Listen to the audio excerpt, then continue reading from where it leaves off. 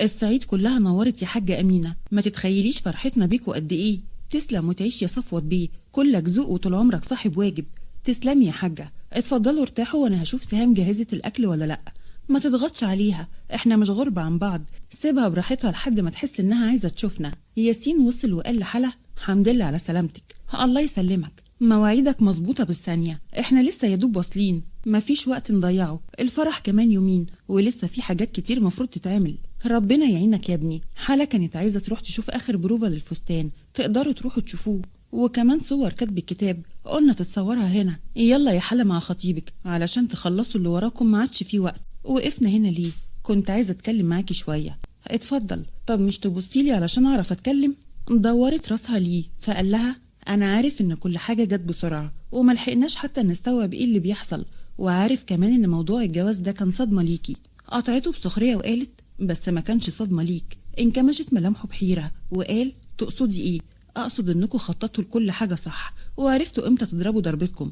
بصراحة لما قعدت مع نفسي وافتكرت كل اللي حصل انبهرت بذكائك، كنت مقنع جدا حتى وانت بتواسيني وبتخفف عني. انا صدقتك قوي على فكرة. لحظة صمت طويلة خيمت على المكان، كان مصدوم من كونها ظنت بانه خطط لكل شيء، ولكنها فسرت صدمته على انه اتفاجئ بمعرفتها للي حصل. فقالت بسخرية ايه؟ اتصدمت لما عرفت اني فاهمة كل حاجة؟ ايه ده؟ معقول انا باين عليا الغباء كده؟ تجاوز صدمته وحل محلها الغضب وقال تبقي غبية فعلا لو فكرتي اني خططت لكل ده. انا معرفتش ان جنة وفرح ولاد عمي غير يوم ما قابلتها في الجامعة، يوم ولادة جنة تقريبا. قالت باندفاع مش هيفرق لي كتير. امال ايه اللي فارقلك؟ اوعي تكوني مفكرة ان كان ليا يد في خطفك. قالت بقهر داخلي مفكرة ان ليك يد في خطفي؟ لا، انا متأكدة ان انت اللي دبرت وخططت لخطفي طبعا. امال تكسر مناخير ولاد الوزان ازاي وتجيب حق بنت عمك؟ حلا بطلي جنان. عارف انا ما كانش عندي مشكلة اني اصحح غلط حازم، وما عنديش مشكلة اني ابقى كبش الفدا اللي هيضحوا بيه عشان كل حاجة تبقى تمام. وقبل ما جدك يهددني انا كان عندي استعداد اعمل اي حاجة علشان اخواتي محدش فيهم يتأذي، بس انك تكون السبب في العذاب اللي عشته والرعب اللي مريت بيه ده كان صادم بالنسبة لي اكتر من موضوع الجواز نفسه. صدقيني انا ما كنتش اعرف موضوع الخطف ده، ولا حتى كنت اعرف ان جدي عرف باللي حصل. هو ايه اللي يخليني اصدقك؟ انا ما بكدبش ومش مضطر اكدب، لو فعلا عملت كده هقول مش هخاف منك، ولا انا كمان هخاف منك. ولازم تعرف كويس قوي اني مجبورة عليك وعلى الجوازة دي عشان بس افدي اخواتي، لكن لو هيخيروني هيبقى ملهاش لازمة الجوازة دي، وانا هعفيكي من التضحية. نزلت دموعها فقال لها بتعيطي ليه؟ مش ده اللي انت عاوزاه؟ انت عندك حق، ده اللي انا عايزاه. لو عندك فرصة توقف المهزلة دي انا معاك. للأسف مفيش فرصة اني اوقف حاجة. يعني ايه؟ يعني بعد بكرة هتبقي مراتي، مفيش اي حاجة في الدنيا هتمنع ده. نزلت من العربية فلحقها مروان اللي قال بصراخ استني يا بت، خدي يا هبلة هتتخطفي هنا الله يخرب بيتك. ولكن فجأة اتسمر الاتنين في مكانهم لما لقيوا شيرين اللي كانت راكبة عربية وسايقها رجل ملثم وجنبها راجل مخبي وشه. بان الصدمة على ملامحهم فقالت سما باندهاش هي مش دي شيرين؟ ايوه هي. مين اللي هي راكبة معاهم دول؟ التفت مروان ليها واتبدلت صدمته لشفقة كبيرة على سما البريئة اللي ناسية ملامح والدها، وإن كان ما يستحقش اللقب ده أصلا، ولكن مهما حصل ففي النهاية هو والدها. معرفش بقولك إيه، تعالي أنا افتكرت طريق مختصر هنروح نجيب الفستان ونروح. شيرين أختي بقت تعمل حاجات غريبة قوي، أنا حاسة إني ما بقتش عارفاها. كلنا حاسين نفس الإحساس يا سما، معرفش ليه بقت كده. هي يمكن علشان لسه بتحب أبيه سالم وعايزاه، اللي بيحب حد مش بيأذيه، وهي أذته ولا يمكن سالم هيسامحها. موضوع خلص خلاص وهي عمالة تعك، وللأسف بتأذينا كلنا من غير ما تحس. مروان كنت عايزة أقولك على حاجة، بس توعدني يعني إنك تفكر كويس قبل أي حاجة. سامعك. أنا غلطت غلطة كبيرة قوي وضميري مأنبني علشانها ومش قادرة أسامح نفسي. يوم كاتب كتاب سالم وفرح خبطت شيرين على باب غرفته وهو كان بيربط الكرافتة بتاعته، فأذن بالدخول واتفاجئ بشيرين اللي كانت شبه الأموات وهي بتشوف حبيبها الوحيد بيتجهز للزفاف على واحدة غيرها. قربت وقالت له قالوا لي احنا مانعينه عنك بالعافية، ابعدي عن طريقه. بس أنا ما قدرتش أبعد وجيت لك برجليا علشان غبية. كل ده وما تعلمتيش تسمعي كلام اللي أكبر منك. ما قدرتش، كان نفسي أشوفك وانت عريس، ما عنديش وقت أضيعه معاكي. يلا علشان تجهزي، قدامنا نص ساعة بالكتير ونتحرك. مستعجل قوي علشان تروح لها؟ بصراحة كفاية بقى، أنا عارفة إنك بتستفزني وعايز تعاقبني. طب أنا بعترف إني غلطت، بس لحد إمتى هفضل أدفع التمن؟ الحياة اختيارات، وانت اخترتي يبقى تتحملي العواقب، وانت هتتحمل عواقب اختيارك. هتتحمل تعيش مع واحدة زي دي؟ لو فاكر انك هتبقى مبسوط فانا كنت زيك كده، وجاية دلوقتي بقولك انك هتعيش تعيس معاها عمرك كله. عارف ليه؟ علشان انت اتجوزتها عند وكيد فيا بس. صح ولا انا غلطانة؟ مش هناقشك علشان ما عنديش وقت، بس لو اعتقادك ده هيريحك فاثبتي عليه. قلبك ما دقش غير ليا. ما تكدبش على نفسك، انت طول عمرك بتقول الحقيقة. انت بتعملي كده ليه؟ مش قادرة، حاولت ومش قادرة، ومش هشوفك بتكون لغيري وهسكت. دي مشكلتك حليها لوحدك، انا مش فاضي. قالت بنبرة خالية من الحياة. يبقى زي ما كنت اول حد فتحت عيني عليه اول ما وعيت على الدنيا، هتكون اخر حد عيني تشوفه وانا بفارقها. ارمي اللعبة دي من ايدك وبطلي جنان. مش هرمي حاجة، وهموت عشان ست فرح تعيش. مش ده اللي انت عايزه؟ خرجي فرح من موضوعنا، مشكلتك مش معاها. خرجها انت من بينا. انا عارفة انك كنت قاصد تغيظني بيها، وعارفة ان الموضوع قلب جد، وانك ما كانش في نيتك اي حاجة من ناحيتها. كفاية بقى، كسرتني ووجعتني وخدت حقك. كده احنا خالصين. باقي ساعتين على كتب الكتاب، هو ما عنديش وقت للجدال في الفاضي.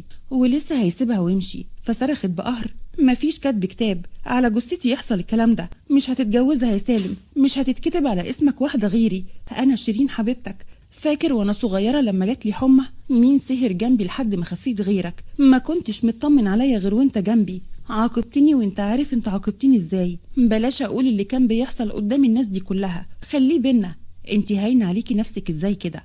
كل اللي بتقوليه ده ملهوش لازمة عندي، ومش هيأثر عليا، وموضوعك بالنسبة لي انتهى من سنين. اتدخلت همة اللي كانت مرعوبة من مظهر بنتها، فصرخت وقالت: ابوس ايدك ما تعمليش كده يا بنتي. استنى يا سالم ورحمة ابوك، مش هتحمل تضيع مني. اتدخلت امينة هي كمان وقالت بخوف: هي شيرين يا حبيبتي، كل شيء اسمه ونصيب، ولو كنت عايزة تطلقي من الصبح سالم يطلقك منه، وانتي الف مين يتمناكي. ده انتي زنت البنات.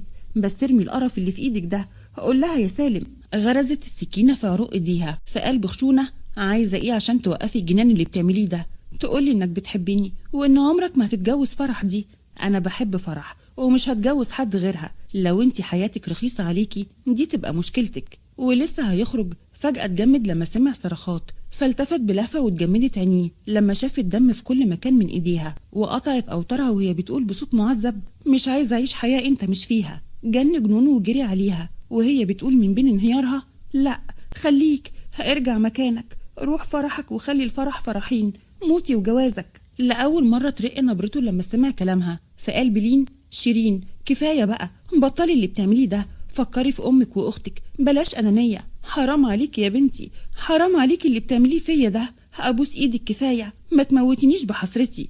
انتبهت شيرين لحالة والدتها واتشتت انتباهها اللحظات. استغلها هو وانقض عليها، وخرج منديل ومسك ايديها المجروحة وربطها واتحكم في الدم، والتفت لمروان: جهز لي العربية بسرعة. جري مروان بلهفة وشالها سالم على كتفه. اتكلم صفوت وقال بصدمة: ايه الدم ده؟ حصل ايه؟ شيرين حاولت تموت نفسها.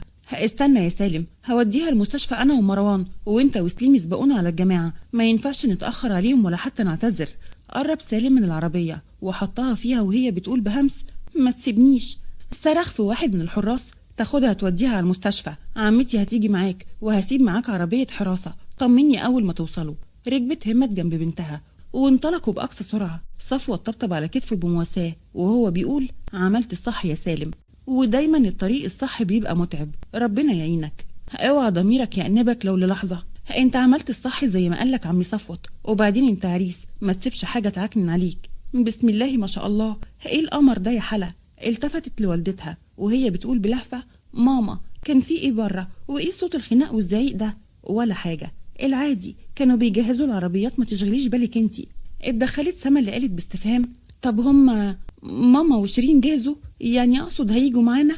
التفتت امينة لسما وقالت: الله اكبر، ايه العروسة الحلوة دي؟ بنت يا سمسم، كنت مخبية الحلاوة دي كلها فين؟ هي خوفي لا تتخطفي هنا. ابتسمت سما وحضنتها بقوة وهي بتقول بشجن: مش عارفة هعيش من غيرها ازاي. هتعيشي يا اختي، هي كمان هتعيش. عايزة اطمن عليكم واخلص منكم بقى، مش هعيش لكم العمر كله. ربنا يطول لنا في عمر حضرتك، ربنا يخليكي لينا يا ماما يا رب، ربنا يسعدكم يا رب. يلا عشان العربيات جت تحت، مش عايزين نأخرهم، وما تشغليش بالك بأمك وبشيرين، هجيبهم وهنيجي وراكم. انتي تخليكي مع صاحبتك لحد ما اليوم ينتهي، وسيبك من اي حاجة. جه سالم واخد حلا علشان يسلمها لعريسها وقال لها: طالعة زي القمر. لسه زعلان مني؟ مفيش أب بيزعل من بنته، وانتي بنتي كده ولا ايه؟ هزت راسها وهي بتقول بابتسامة خجولة وامتنان: كده طبعا، انت ابويا واخويا وكل حاجة ليا يا ابي، ربنا ما يحرمني منك ابدا. مهما يحصل انا جنبك، اوعي في يوم تخافي من اي حاجة او اي حد وانا موجود. خليكي فاكرة انك بنت الوزان، وان العيلة دي كلها تحت امرك. سامعاني؟ سامعاك. وبرضه عايزك تبقي زوجة صالحة، مش عايزه يشوف منك غير كل خير، عشان انت بنت اصول وتربيتي صح. جه ياسين واول لما شافها خطفت قلبه، كانت شبه الحوريات من كتر رقتها، ولولا وجود سالم لكان خطفها لأبعد مكان في العالم. مد ايده واخدها. راح سالم يستلم فرح من جدها، وكانت جميلة لدرجة انه ما قدرش يمسك نفسه، وقال لها: امتى الفرح يخلص؟ لاني مش قادر، حاسس ان عاوز اخطفك حالا. سالم بطل بقى. وبعد الفرح وصلوا المطار وركبوا الطيارة، وفي طريقهم من الصعيد للأقصر في مزرعة الوزان اتكلم سالم وقال: نامي شوية دول، أكيد تعبتي النهاردة. مش حاسة إن جايلي نوم، لما نوصل أبقى أنام براحتي. لا نامي دلوقتي أحسن. بس أنا مش جايلي نوم، أعمل إيه؟ هاتي يا فرح، غمضي عينيكي وهاتي النوم بأي طريقة، علشان لما نوصل آخر حاجة ممكن تعمليها إنك تنامي. بصيت له بكسوف وغمضت عينيها. شفتي بقى إن أنا قلبي عليكي؟ جنة كانت باصة من شباك الطيارة، واتكلم سليم وقال: قولي لي يا جنة، هو الروج ده بيتمسح على طول ولا بيسيب أثر؟ التفتت تبص له بصدمة وقالت: هو انت مالك؟ لا اوعي تكوني فهمتيني غلط، انا اقصد عشان ما يتعبكيش وانتي بتمسحيه. لا ما تشغلش بالك انت، انا بعرف امسحه كويس. طب كويس، انا بطمن بس. لا اطمن، قال بنفس اللهجة العفوية: طب قوليلي، الدبابيس اللي في شعرك دي بتاخد وقت بقى في فكها ولا بتتفك على طول؟ اتغاظت من اسئلته وقالت: هو انت مالك برضو؟ ابدا والله، انا بس عايزه اطمن انك ما تتعبيش في فكها. طبعا لو احتجتي مساعدتي اكيد مش هتاخر. لا شكرا، انا هعرف اتصرف. اتبدلت ملامحه ورسم ابتسامه عشق وقال بهدوء: طب على فكره احنا طايرين، بصي كده. وبسها على خدها. وبعد مرور ساعات العربيات وقفت قدام مزرعه عيله الوزان. سليم شال جنة اللي كانت نايمة وطلع بيها وهو بيغمز لسالم اللي ابتسم بشماتة لأخوه اللي عارف قد ايه هيعاني مع جنة، والتفت بص الفرح اللي كانت بتحاول تنزل من العربية فستان زفافها التقيل. مسك ايديها ووصل بيها لباب البيت، وفجأة شالها بين ايديه فشهقت بصدمة: سالم بتعمل ايه؟ رد باختصار وهو طالع: شايل عروستي، ما اتفرجتيش على افلام عربي قبل كده؟ حد يشوفنا، ايه المشكلة؟ خليهم يتعودوا. زاد خجلها وقالت: انت مجنون بجد، اتقالي على الجنان، لسه هتشوفيه على اصوله. خبت راسها في كتفه لحد ما وصل بيها على غرفته ونزلها، ولسه بيفتح الباب اتفاجئ بهمة وقفت قدامه وهي بتقول بنبرة جامدة: انا عارفة ان مش وقته، بس لازم اتكلم معاك ضروري. شايفة الوقت مناسب يا عمتي؟ لو يتأجل الكلام ما كنتش جيت لك يا ابن اخويا. الصبح نتكلم. ما ينفعش، استأذن من عروستك الحلوة 10 دقايق بس. اتدخلت فرح وقالت بذوق: خلاص يا سالم مفيش مشكلة، شوفي الحاجة همت عايزة ايه، تعالي ورايا على المكتب. دخلت فرح الغرفة وفجأة لقيت اللي داخلة عليها وبتقول لها بقهر وشراسة في نبرتها: مبروك يا عروسة. وقف سالم يبص لهمت بغضب وهي بتصرخ وبتقول له: ليه عملتي كده في بنتي؟ عملتي ايه في بنتك؟ قبلت تتجوزها الحيوان ده؟ بنتك كانت عايزاه وكانت بتحبه، انا ذنبي ايه؟ بنتي كانت عيلة صغيرة ما تعرفش حاجة، بس انت ده صاحبك وكنت تعرف عنه كل حاجة، ليه قبلت عليها كده ووافقت ترميها في النار بايديك؟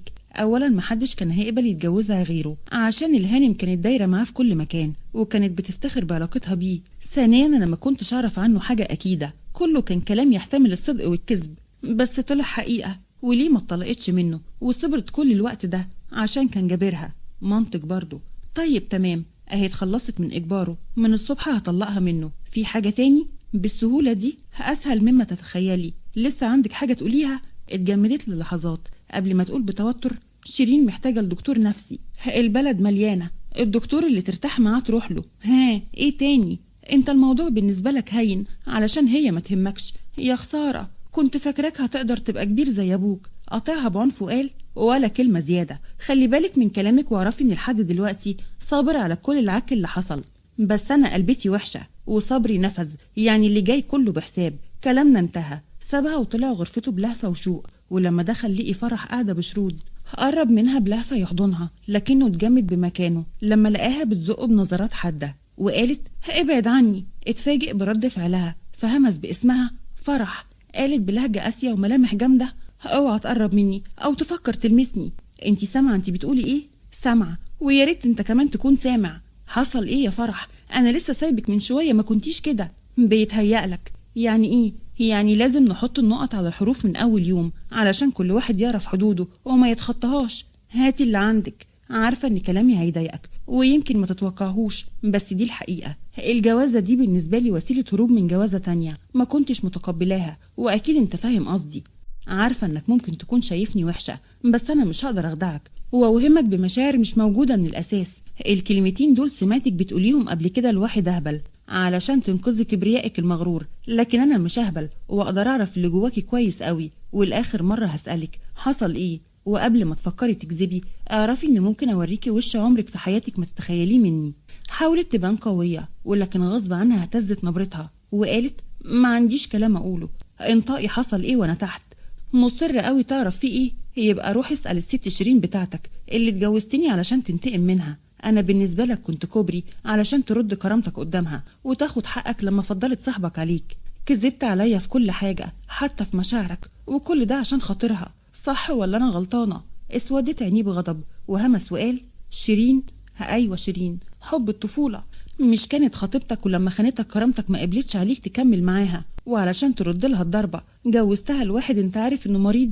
بس ده طبعا كان منتهى السعادة بالنسبة لك عشان عارف انه مش هيقرب منها. بحييك بصراحة، ابهرتني. اتفاجئت لما سمعته بيقول بوعيد هو لسه هبهرك اكتر، وصرخ بأعلى صوته شيرين. سالم عرف. معقول قالت له؟ ده ممكن يموتني. انكري، اوعي تقولي حرف واحد. كل حاجة مترتب لها مظبوط، وافتكري انك لو لخبطتي هتضيعينا كلنا. وما تنسيش تحذفي كل حاجة من على التليفون. اتكلم بقوة وقال حالا دلوقتي عايز اعرف كل حرف قلتيه في الأوضة دي وانا مش موجود. كانت بترتجف وهي بتقول ابدا. حكيت لها اللي حصل زمان وازاي غلطت في حقك، وطلبت منها تحافظ عليك وما تضيعكش من ايديها زي ما انا عملت. ايه الكذب ده؟ كذب ايه يا فرح؟ هو ده اللي حصل. حصل ايه يا مجنونة انتي؟ مين اللي طلبتي مني احافظ عليه وما ضيعهوش من ايدي؟ وبصت لسالم وقالت له دي كدابة. وايه الصدق؟ وقبل نص ساعة. مبروك يا عروسة. في حد يدخل على حد كده اوضة نومه؟ مش المفروض بنخبط قبلها ولا انا غلطانة؟ اوضة نومه؟ ياه، اوام لحقتي اعتبرتيها اوضة نومك؟ ده انتي سريعة قوي. اوضة نوم جوزي تبقى اوضة نومي. قربت منها شيرين وقالت بسخرية جوزك؟ تعرفي انك صعبان عليا قوي يا فرح.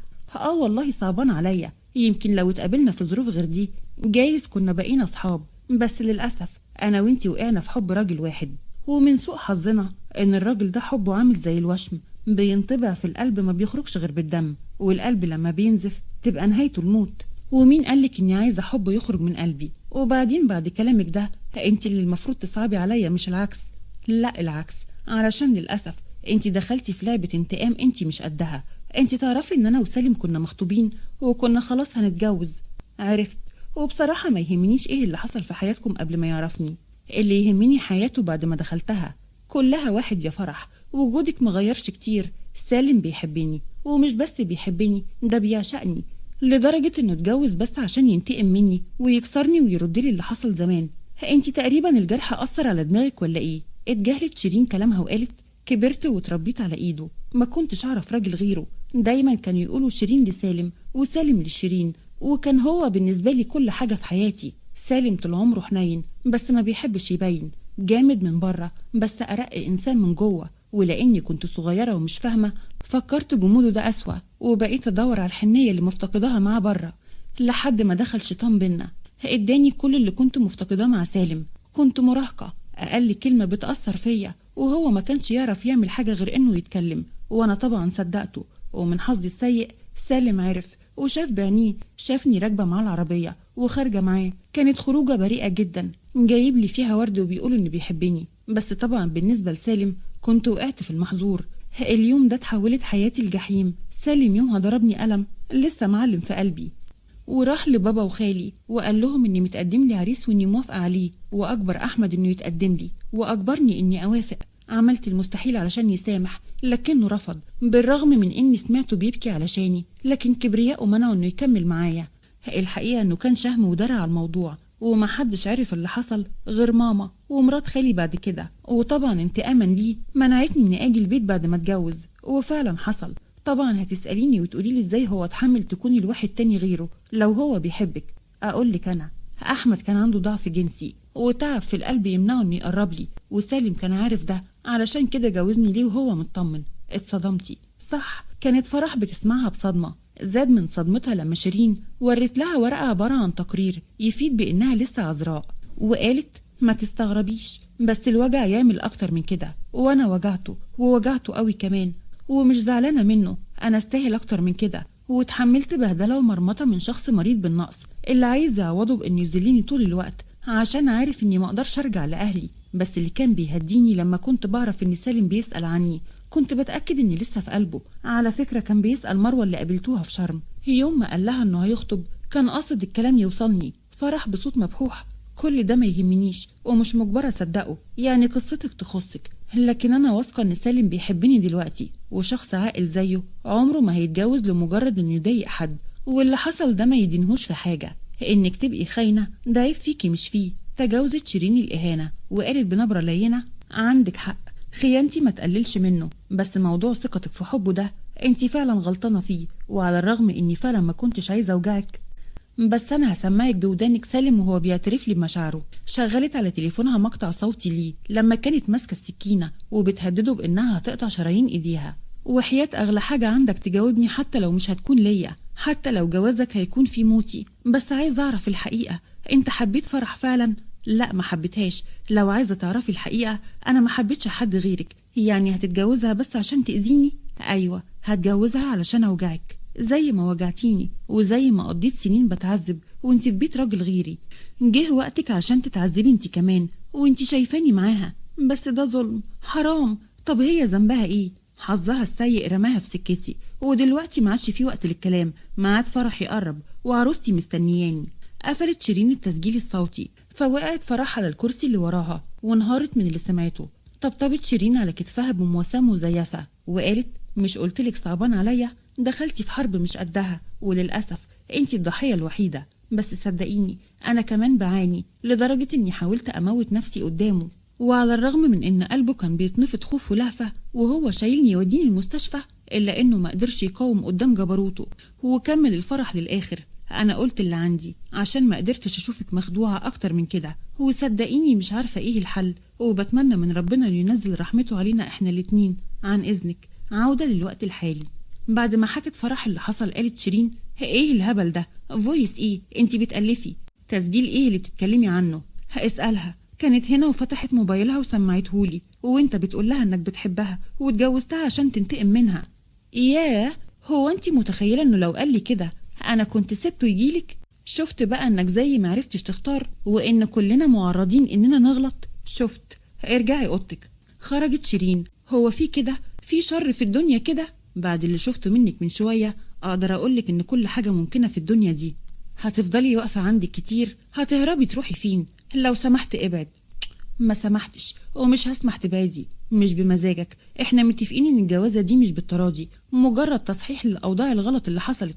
اللي عايز له تصحيح فعلا هو تفكيرك الغبي. ما اسمحلكش تهني، وخليك فاكر إني بنت الوزان، يعني لا انت ولا أي حد يقدر يعمل لي حاجة. عارفة يا حلا، انتي محتاجة تقويم وتربية من أول وجديد، واسم الوزان بتاعك ده ما يهزش فيا شعرة، فملهوش لزوم تفكريني بيه، عشان دي أسوأ حاجة فيكي. انكمشت ملامحها بصدمة من إهانته ليها، فقالت: انت اتجننت؟ شايفة كل البنات اللي بتشتغل تحت دي كلهم ولاد ناس بسيطة قوي، بس بنات متربية. البنت فيهم قبل ما بتروح بيت جوزها أهلها بيعلموها ازاي تحترمه، وبناء عليه هو كمان بيحترمها وبيقدرها.